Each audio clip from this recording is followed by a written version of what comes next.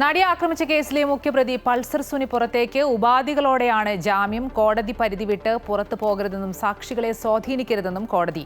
മാധ്യമങ്ങളോട് സംസാരിക്കരുത്, phone number കോടതിയിൽ നൽകണം തുടങ്ങിയ ഉപാധികൾ കോടതി മുന്നോട്ട് വെച്ചു. വിവരങ്ങളുമായി കൊച്ചിയിൽ നിന്നും അശ്വതി മോൾ ചേരുന്നുണ്ട്. അശ്വതി, ഈ നടി ആക്രമിക്കപ്പെട്ട കേസിൽ 7.5 വർഷത്തിന് ശേഷമാണ് ഇതിലെ മുഖ്യപ്രതി പൾസർ സുനി പുറത്തേക്ക് ഇറങ്ങുന്നത്.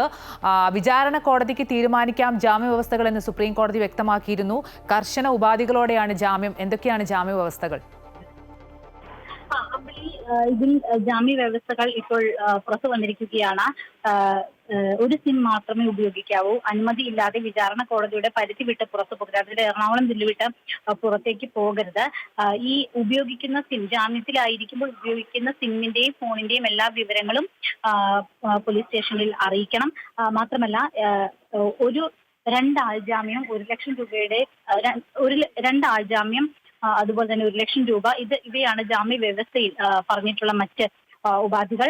എന്തായാലും ഇവിടെ വലിയ കർശന നിർദ്ദേശങ്ങൾ, അതായത് കർശന ജാമ്യ വ്യവസ്ഥകൾ ആക്കുന്നതിന് വേണ്ടിയിട്ട് പ്രോസിക്യൂഷന്റെ ഭാഗത്തു നിന്ന് വലിയ രീതിയിലുള്ള ശ്രമം ഉണ്ടായിരുന്നു. പൾസർ സുനിയുടെ ജീവന് ഭീഷണി ഉണ്ട് എന്ന വിധത്തിലായിരുന്നു പ്രോസിക്യൂഷൻ ഇക്കാര്യത്തിൽ വാദം ഉന്നയിച്ചിരുന്നത്. പക്ഷേ അത്തരത്തിൽ ജീവന് ഭീഷണി ഉണ്ടെങ്കിൽ അതിന് സംരക്ഷണം നൽകേണ്ടത് പോലീസിന്റെ ഉത്തരവാദിത്തമാണ് എന്നായിരുന്നു ഇക്കാര്യത്തിൽ കോടതി വ്യക്തമാക്കിയത്.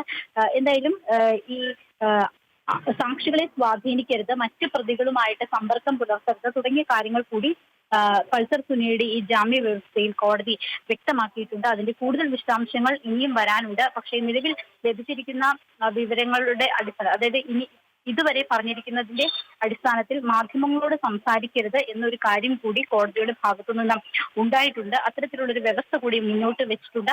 എന്തായാലും ഇക്കാര്യങ്ങൾ എല്ലാം തന്നെ വളരെ കൃത്യമായി മോണിറ്റർ ചെയ്യപ്പെടുക കൂടി ചെയ്യും എന്നതാണ് ഇതിലെ ഏറ്റവും പ്രധാനപ്പെട്ട കാര്യം. മാത്രമല്ല, മാധ്യമങ്ങളോട് സംസാരിക്കരുത് എന്ന് പ്രത്യേകമായി കോടതി വ്യവസ്ഥ വെച്ചിട്ടുള്ളത് കൊണ്ട് തന്നെ പ്രതികരണമോ മറ്റു കാര്യങ്ങളോ ഒന്നും തന്നെ ഉണ്ടാകില്ല.